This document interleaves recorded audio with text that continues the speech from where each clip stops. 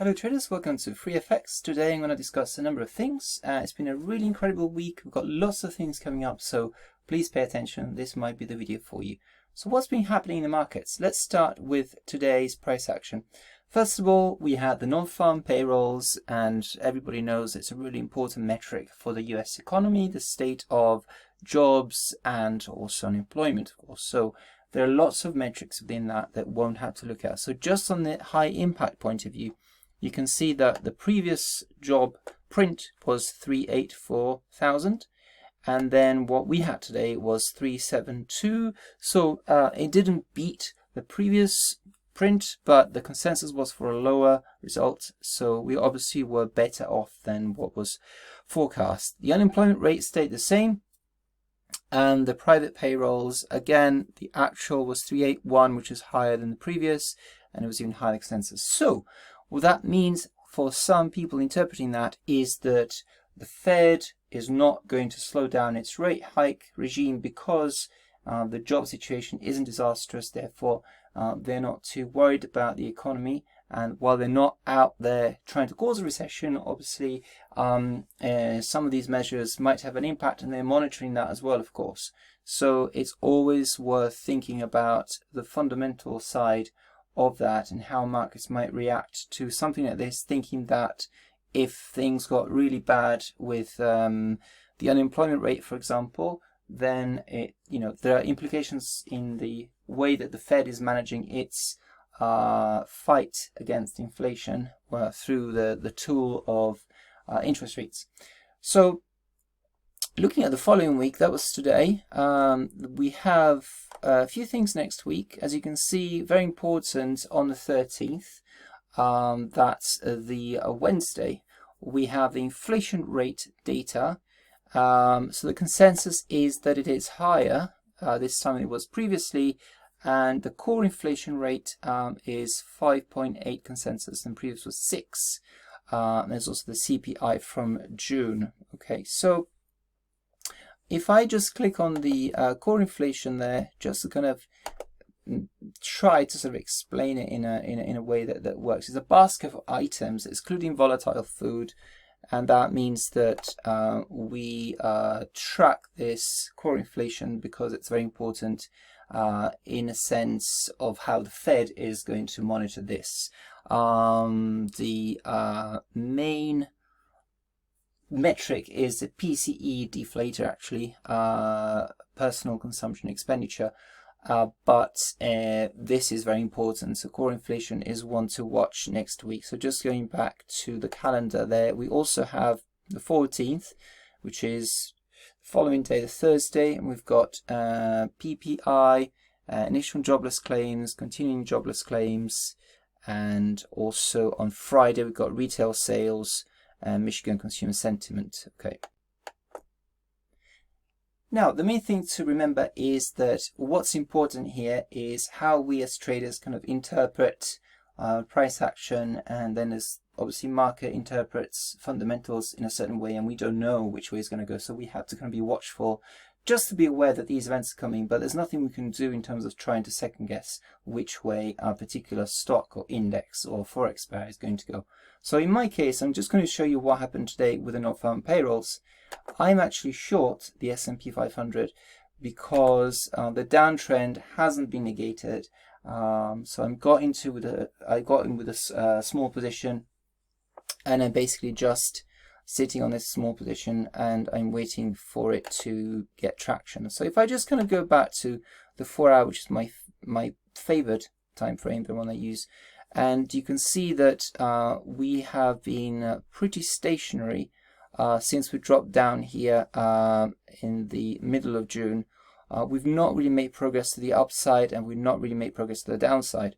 In fact, the CCI is telling us that we are overbought since the end of June, although this is not an overbought and oversold, but it's telling us that we got to extremes. 200 level is an extreme, and the last time we got to that level here in May, end of May, that was a signal basically for a big sell-off.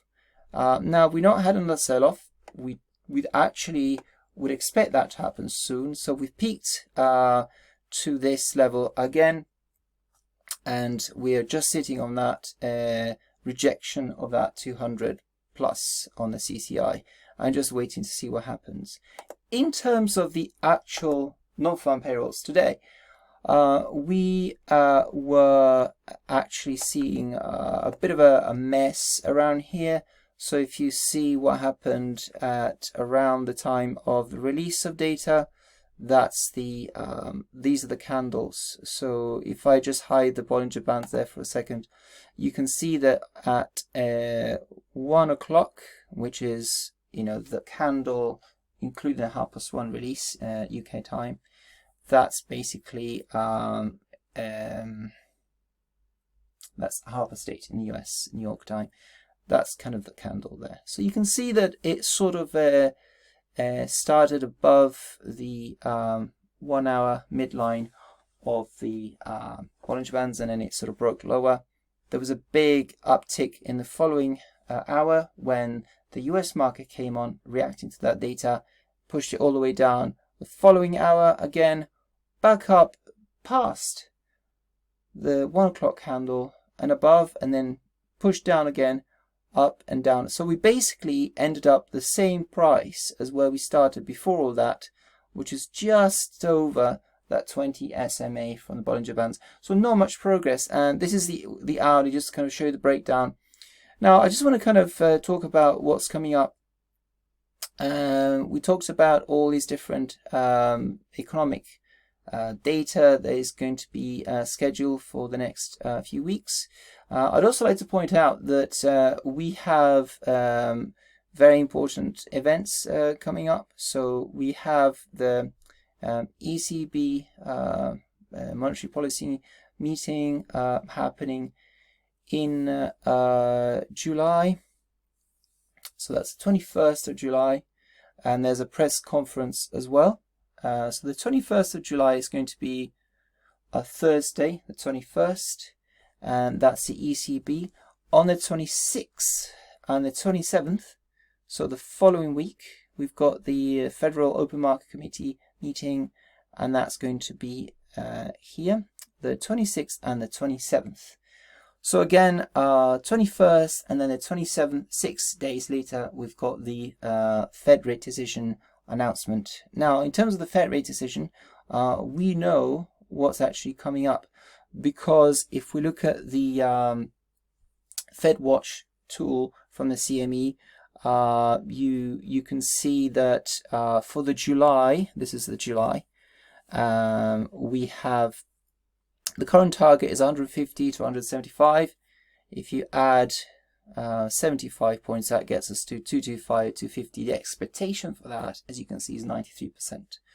And there's an expectation of 7% that it's an even bigger, a bigger shift, 100 basis points, so 1%.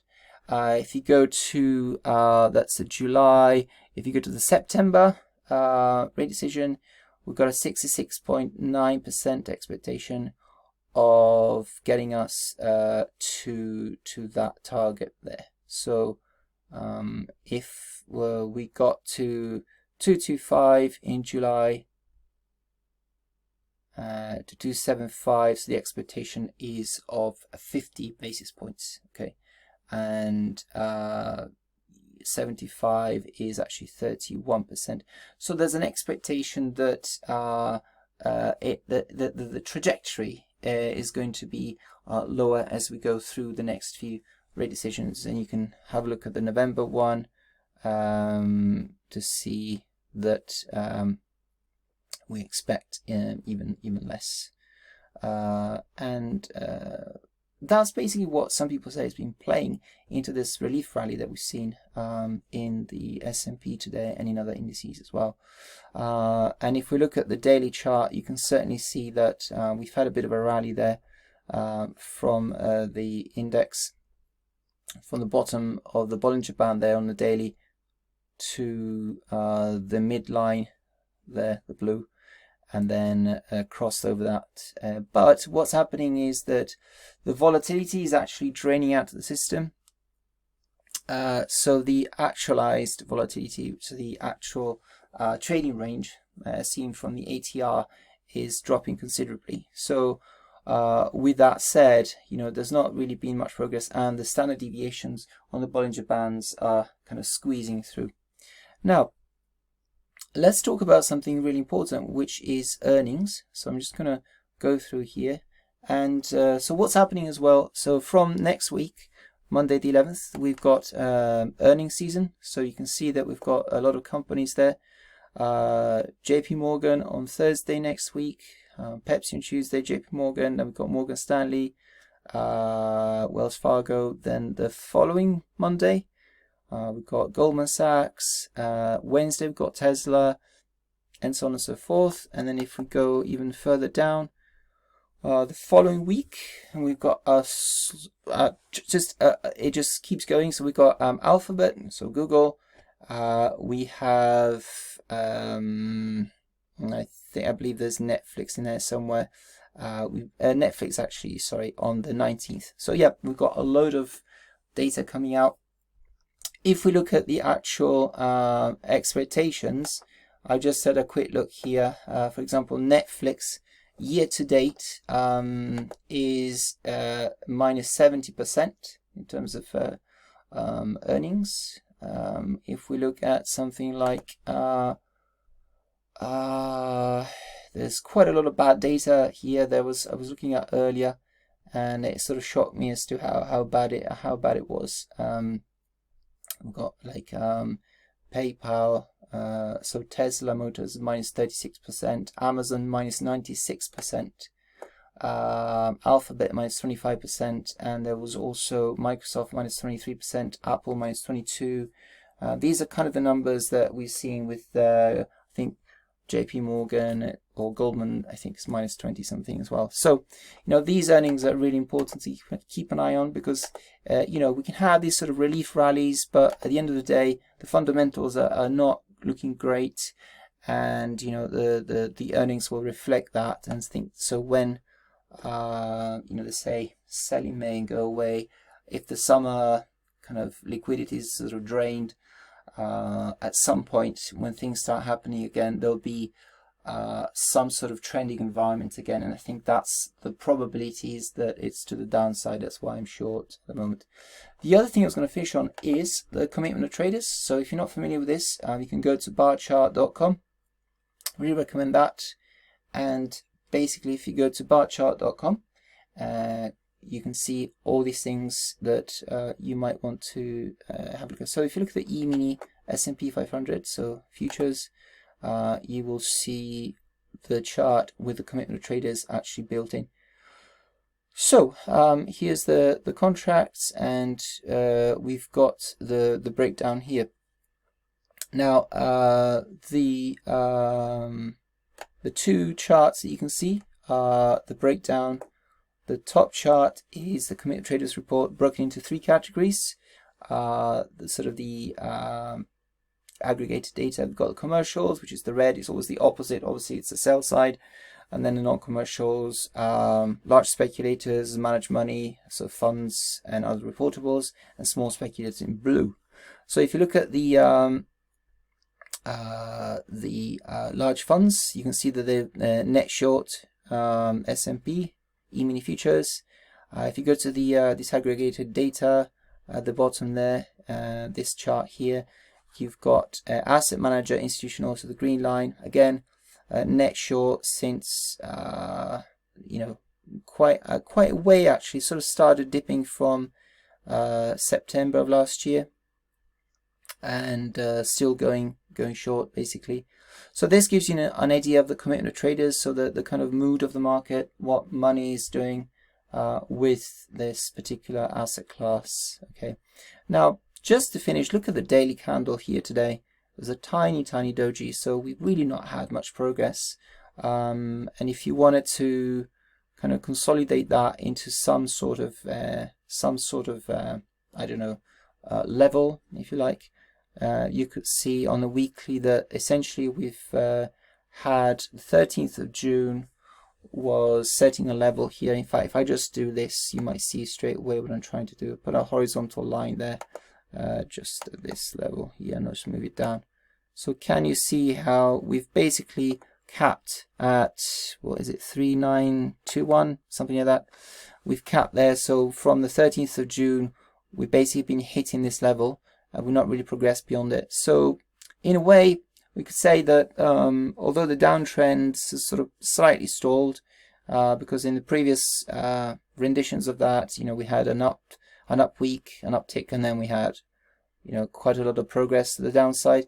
But equally, we've not really committed to the upside, so we kind of got to this level, which was previously a support level, sort of end of May, and now we're sitting below it. We bounced off on the weekly, the minus 200 for the CCI, sorry about that, and essentially we've bounced off it again. But there's no saying that we couldn't do that again. In fact, we could dip lower if you look at the 2008 Great Financial Crisis movement to the CCI, as I've shown you before. So just at the end of all that, I'd just like to say that I wish you a great trading week next week. There's obviously lots happening, so I hope that you can get a lot out of it, and maybe make some profit. So thanks so much for watching this. Like and comment and subscribe if you want. I'd love to hear from you, and I'll see you in my next video, which is going to be Mondays and Fridays. That's where you find me on my channel. Take care. Bye.